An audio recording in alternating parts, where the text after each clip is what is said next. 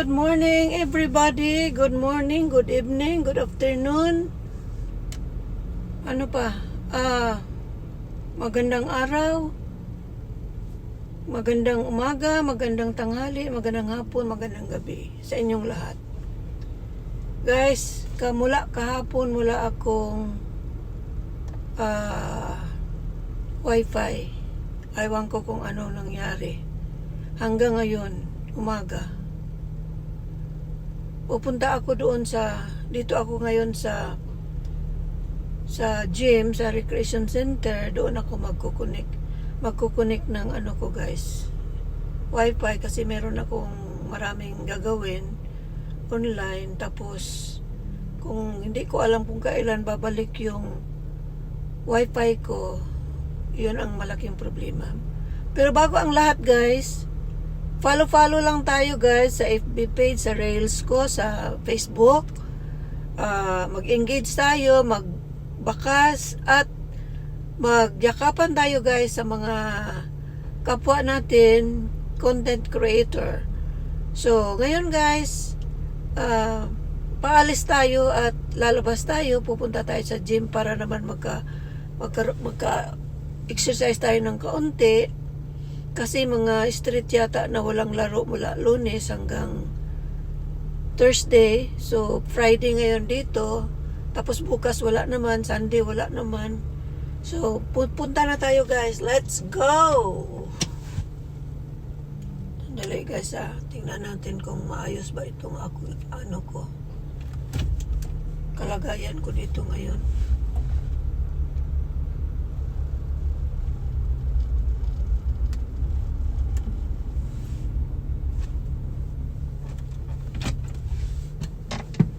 Bababa muna ako guys. Nakalimutan ako guys.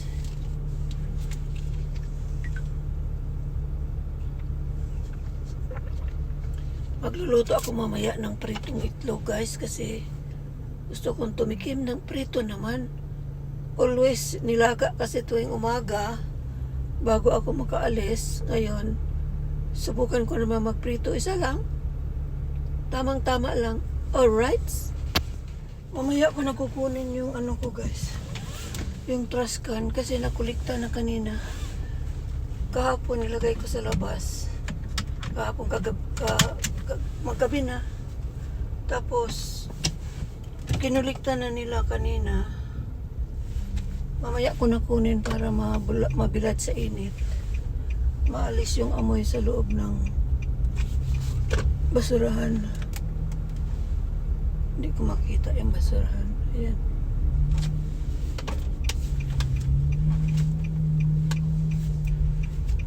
Mamaya ko na ipasok sa loob.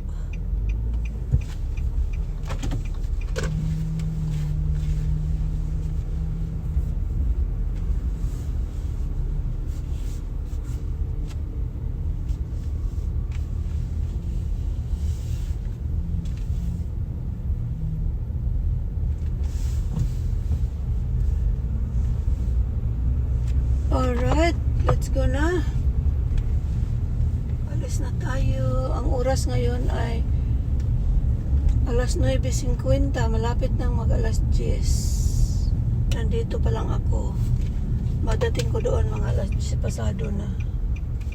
Di bale.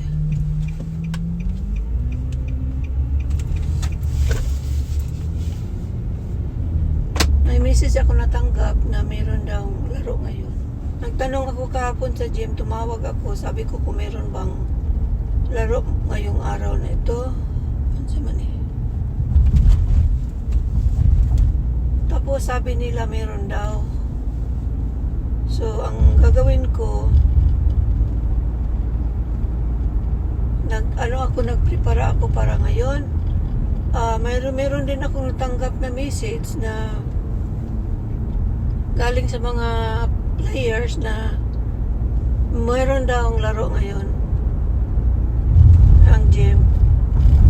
Kasi buong Lunes hanggang Huwebes, iba ang nagamit ng gym, mga bata.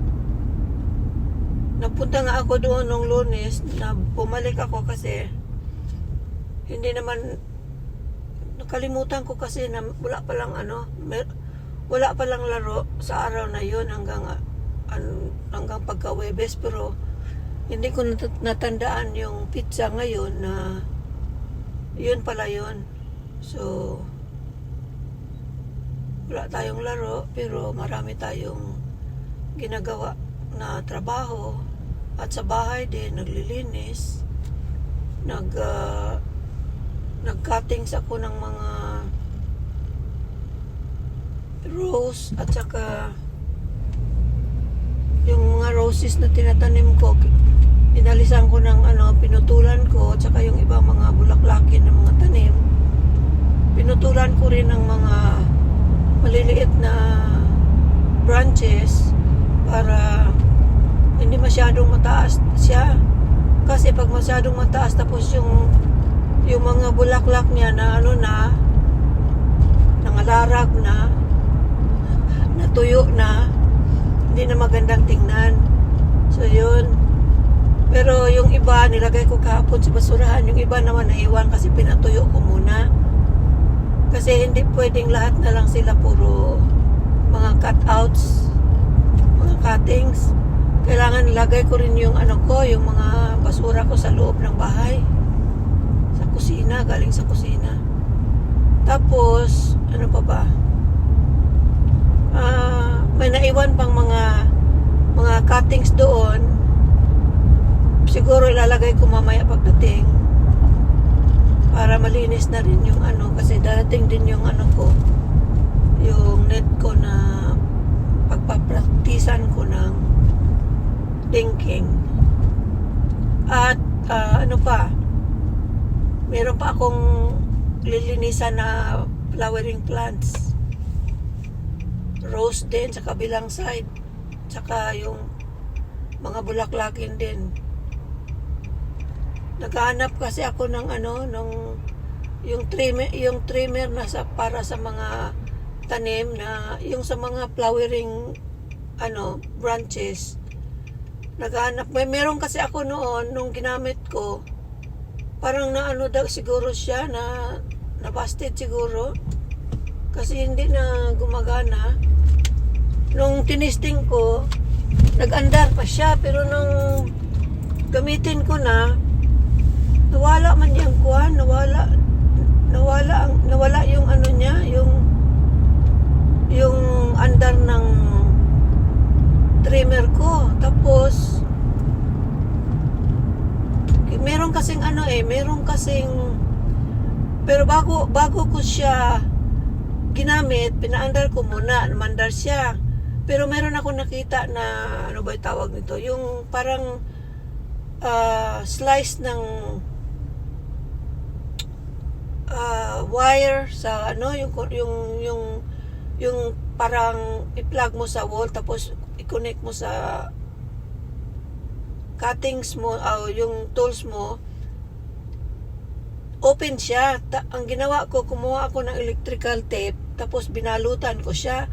Nung binalot ko na siya, sinaksak ko uli, tapos gagamitin ko na sana, hindi naman siya umubra. Aywan ko kung bakit hindi siya umubra, kasi ang akala ko baka yung pagkabalot ko mali, at saka na hindi nag-connect yung parehang wire niya. Yun siguro ang dahilan. Pero inalis ko yung yung connected na, yung binalot ko na wire, pinalitan ko ng bago na wala siyang damage. Hindi naman gumagana yung tools ko. So yun, ewan ko kung anong nangyari. Siguro ang naisipan ko na baka nasira yung machine, yung tools nasira, baka yun ang dahilan. Kaya sa Sabado bukas, maghahanap ako ng yung mga kahit na nagamit ng ganoon na tools na ginamit ko, gagamitin ko. Ay maghanap ako bukas, kasi pag bumili ka ng bago sa hardware, mahal siya. Tapos kung bumili ka lang ng mga yung used na, mura, at marami pang magagamitan mo. So yun ang gagawin ko, guys. Diba tama yun? makamura tayo. Tapos bihira ko lang naman siya gagamitin. Siguro sa isang taon, isang beses lang gagamitin kung tumubo naman uli yung ano ko, yung mga tanim ko na mga bulaklakin. So yun lang yun. Kaya magtiis-tiis muna. Ginamitan ko siya ng, kasi hindi nga nagamit yung tools na ginamit ko. Ginamitan ko siya ng cutting shears. Pero mas ano siya kasi kung gamitin mo, mapagod ka agad yung ano mo, yung ang tawag nito. Saan to? Kanamas. Mapagod ka agad yung kamay mo kasi ikaw ang magputol sa mga branch small na mga branches, yung mga parang daliri lang kalaki, mga ganito yung sa kamay, ganyang kalaki. Tapos sa matong itingog sa ato, wala po ko gipatong dito. Tapos kung cutting shears, ikaw kasi yung gumagamit, ikaw yung yung tools na i-plug mo lang sa kuryente, hinahawakan mo lang siya, tapos ganun, paikot-ikot lang kung saan mo gustong design na gagamitin. At saka maganda yon kasi hawak ka lang, tapos i-design mo yung yung halaman mo. Kontra sa cutting shears, ikaw yung mahirap siya gawin. Kaya yun ang kaibahan. So guys, magkita-kita na lang, baka mamaya meron akong doon. Diretso-diretso na ito. Ayan.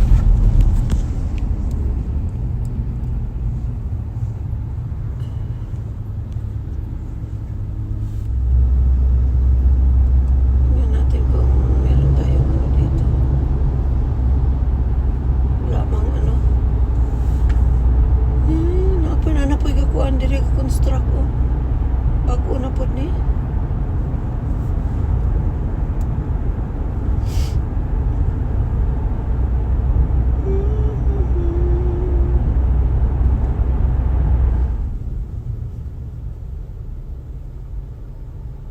Akong gasolina na nasa tunga dapit. Pwede pa ni siya next week na ako sudlan. Next week tunga pa manigyapon kay mulakaw weekends, mulakaw kasara po ko mo gawas mo ato sa store. Nangla na, so wala pragyapon sa tangke. Karon alas 10 pa ang oras, pero sa man ni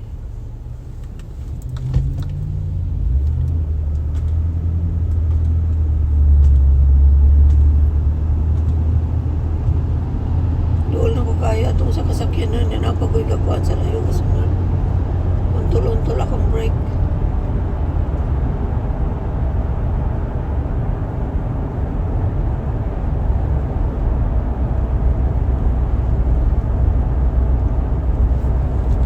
Ani man ko diri mabuan mo liko. Liko ta din guys.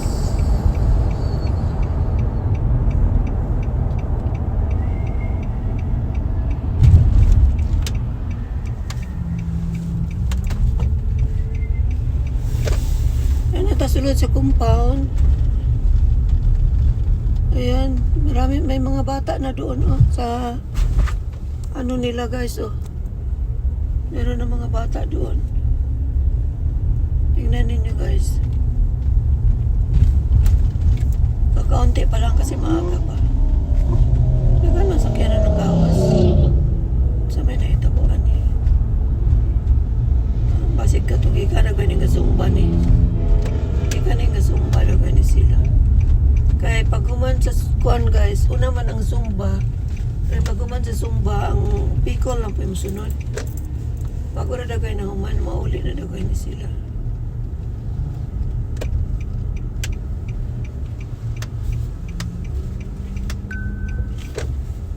Dito tayo na kayo na marking diris kuan. Para Bicol nga lula. Hindi dirita. Parking tadi.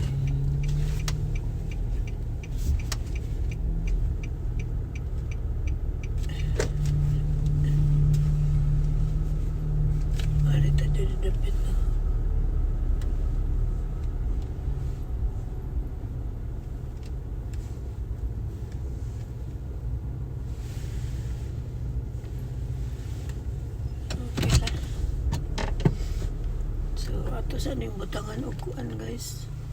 Naabot na ta guys. Ako sa ning butangan og singalan ano. Abo ni ako kuan. Pagyanan para pag init niya. Ano na guni kasi guys. So kita-kita tayo guys. Update ko lang kay mamaya guys. Bye-bye.